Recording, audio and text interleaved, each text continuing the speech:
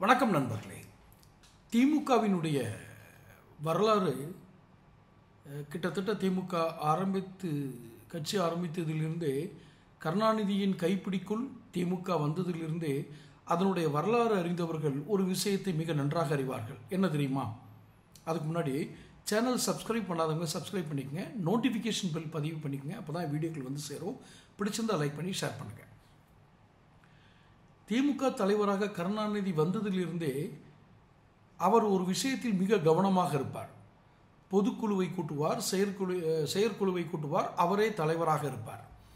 அன்றைக்கு இரண்டாம் கட்ட தலைவர்களாக இருந்தவர்கள் தங்களுடைய அரசியல் வளர்ச்சியை கருத்தில் கொண்டு கருணாநிதி என்ன சொல்கிறாரோ அதை அப்படியே பின்பற்றுவார்கள். இது அவர்களுடைய பாணி, அவர்களுடைய நிர்பந்தம். இரண்டாம் கட்ட தலைவர்களுக்கு அந்த நிர்பந்தம் இருந்தது. ஆனால் இப்போது அப்படி இல்லை. வாய்ப்புகள் பரவலாக இருக்கிறது. அனுபவம் வாய்ந்த அரசியல்வாதிகள் தேவை என்ற புது புது கட்சிகள் வந்து கொண்டிருக்கின்றன. அண்ணன் சீமானின் கட்சிகள், நடிகர் விஜயனுடைய கட்சி என்று பல கட்சிகள் சீனியர்களை வரவேற்க தயாராகவே இருக்கிறது. அதுவும் திராவிட வரலாறு கொண்ட தலைவர்கள் வரும்பொழுது இன்னும் அதிகமான வரவேற்பு இருக்கும். இது ஒரு பக்கம். ஸ்டாலின் அவர் இருக்கும் வரை அவர் தானே முதல்வராக இருக்க வேண்டும் என்று விரும்புகிறார் என்றுதான் தோன்றுகிறது. துணை முதலமைச்சராக இப்போது நியமிக்கப்பட்டிருக்கும் உதயநிதி அடுத்த தேர்தலில் 2026 தமிழக சட்டசபை தேர்தலில் மீண்டும் துணை முதலமைச்சராக தொடர்வது என்பது ஒரு பக்கம். ஆனால் முதல்வர் வேட்பாளராக அறிவித்து விட்டால் என்ன? அந்த முதல்வர் வேட்பாளராக அறிவிக்கும் அளவிற்கு உதயநிதியிடம் ஒரு கவர்ச்சிகரமான பேச்சோ தலைமை பண்புகளோ வளர்ந்து விட்டதா என்பதையெல்லாம் அவர் ஆய்வு செய்யவில்லை. எப்படியாவது தனது மகனை முதல்வராக்க வேண்டும் என்ற ஒரு உந்து சக்தி மட்டுமே அவரிடம் மிச்சம் இருக்கிறது என்றுதான் நான் பார்த்த வரையில் அந்த நிகழ்வுகளை, அந்த கட்சியினுடைய நிகழ்வுகள், அந்த இரண்டாம் கட்ட தலைவருடைய பேச்சுக்களை எல்லாம் பார்க்கும் பொழுது அந்த இரண்டாம் கட்ட தலைவர்களை உதயநிதியை ஏற்கும் அளவிற்கு இவர் தயார் செய்கிறார் என்பதுதான் நடக்கிறதே ஒழிய, கட்சிகள் எடுத்து ஒரு ஜனநாயக முறைப்படி, உட்கட்சி ஜனநாயக முறைப்படி ஒருவேளை முதல்வர் பதவியை இவரே வகிக்கிறார் என்றால் கூட துணை முதலமைச்சராக குறைந்தபட்சம் சீனியர்களை நியமிப்போம் என்பது கூட அவர் திட்டத்தில் இருப்பதாக எனக்கு தெரியவில்லை. திமுக தலைவராக இப்போது தலைவராக இருக்கும் பொறுப்பு வைத்துக் கொண்டிருக்கும் ஸ்டாலினுக்கு அப்படி ஒரு திட்டம் இருக்கிறதா என்று கூட தெரியவில்லை.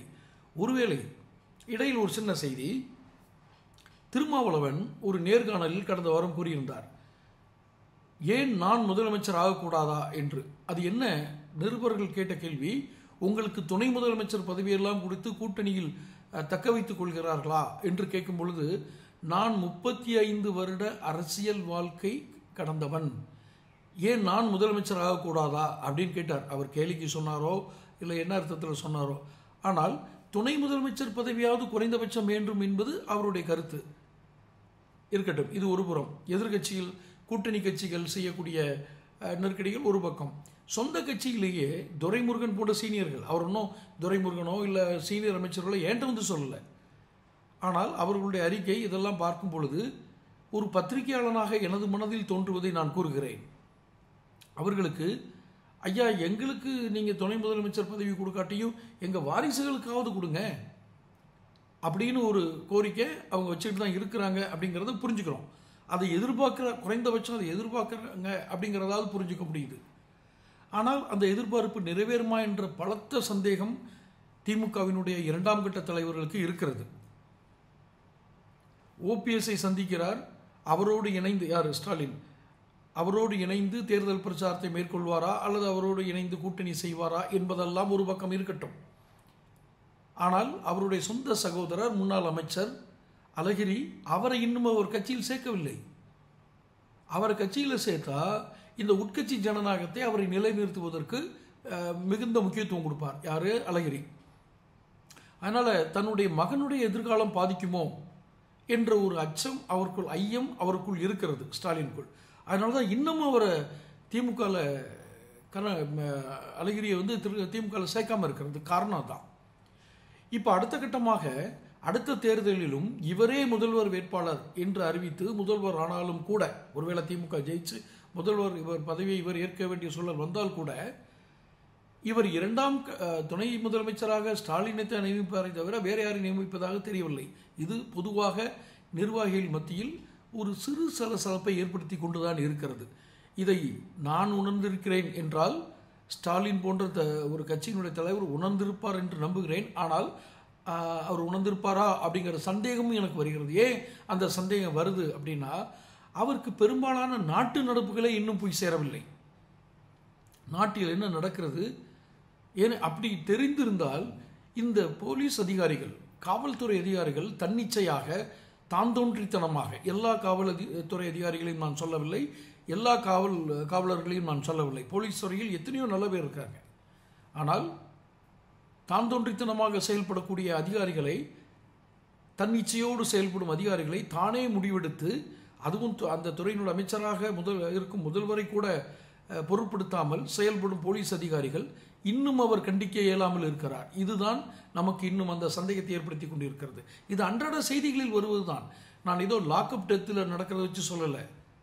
சில நிகழ்வுகளை பாருங்கள். இன்றளவும் அந்த காவல் நிலைய அடிப்படையில் எந்த வழக்குகள் எடுத்துக்கொள்ளப்படுகின்றன, எந்த வழக்குகளுக்கு எது போன்ற ஒரு பஞ்சாயத்து பண்ணுறாங்க, இதெல்லாம் நாம் பார்த்து கொண்டு தான் இருக்கிறோம். இதிலெல்லாம் எங்களுக்கு அது நம்மளுடைய அன்றாட நிகழ்வுகள், இது சாமானியர்களுக்கும் தெரியும். இதுக்கு ஆதாரம் இருக்கிறதா அப்படின்லாம் கேட்டு சவால் விடுறதெல்லாம் ஒரு பக்கம். இன்றைக்கி ஆதாரமெல்லாம் கேட்கணுன்றல அன்றாட இது நல்லா தெரியும். எப்படி நீங்கள் ஓட்டுக்கு வாக்குக்கு வந்து பணம் கொடுக்கிறீர்கள் என்பது உலகறிந்த உண்மையாக இருந்தும் நிரூபிக்க முடியாத ஒரு மாபெரும் உண்மையாக இருக்கிறதோ, டாஸ்மாக் கடைகள், அரசு விற்கும் மதுபான கூடங்களில் அந்த பாட்டிலின் விலையை விட, எம்ஆர்பியின் விலையை விட அதிகமாக வசூலிப்பது உலகமறிந்த உண்மை. ஆனால் நிரூபிக்க இயலாது. எனக்கு தெரியாது அப்படியா என்று அந்த துறை சார்ந்த அந்த துறை சார்ந்த அமைச்சர் கேட்பார். செந்தில் பாலாஜி முதல்வரும் அப்படியா அப்படின்னு கேட்பார். அவர் கவனத்திற்கு போயிடுறதான்னு தெரியாது. ஏன்னா கட்சி நடத்துறதுக்கு பணம் வேணும். வசூல் வேட்டையில் ஊறி திளைக்கிறது என்பது ஒரு பக்கம். திமுக வசூல் வேட்டையில் இறங்கிவிட்டது. சென்னையில் நடக்கிற டெண்டர்கள் முறைகேடெல்லாம் சவுக்கு சங்கர் தன்னுடைய வீடியோவில் வெளியிடுறாரு. அது பொய்யா இருந்துச்சுன்னா அவங்களே பதில் சொல்லலாம். அதுக்குள் நான் போக விரும்பவில்லை. ஏன்னா அந்த தகவல் எனக்கு கிடைக்கவில்லை. ஆனால் முதல்வர் வேட்பாளர், துணை முதல்வர் வேட்பாளர் என்று இவர்கள் திட்டமிட்டு கொண்டிருப்பது, இறுதியாக நான் சொல்ல விரும்புவது என்னவென்றால், தனது மகனுக்காக கட்சியை பலி கொடுக்க இவர் தயாராகிவிட்டார் என்றுதான் எனக்கு தோன்றுகிறது. காரணம், மீண்டும் இவர் முதல்வராக வந்து, ஒருவேளை திமுக ஜெயிச்சு, மீண்டும் சொல்கிறேன், திமுக ஜெயிக்கும் பட்சத்தில் இவர் முதல்வராக வந்து உதயநிதியும் அவர் துணை முதலமைச்சர் ஆக்கினால் கட்சி பலி கொடுக்கப்படுவதை தவிர வேறு வழி இல்லை. நிறைய பேர் விலகிடுவாங்க. இப்போவே அதை தெரிஞ்சுக்கிட்டு அவங்க இதாகிடுவாங்க. அப்போது இவர் கட்சியை காப்பாற்றுவதா, மகனுக்கு முடிசூட்டுவதா, அவருக்கே புரியட்டும். தொடர்ந்து சேனல் பாருங்கள், சப்ஸ்கிரைப் பண்ணுங்கள், நோட்டிஃபிகேஷன் பெல் பதிவு பண்ணுங்கள். அப்போ தான் உங்களுக்கு வீடியோக்கள் வந்து சேரும். பிடிச்சிருந்தால் லைக் பண்ணி ஷேர் பண்ணுங்கள். நன்றி.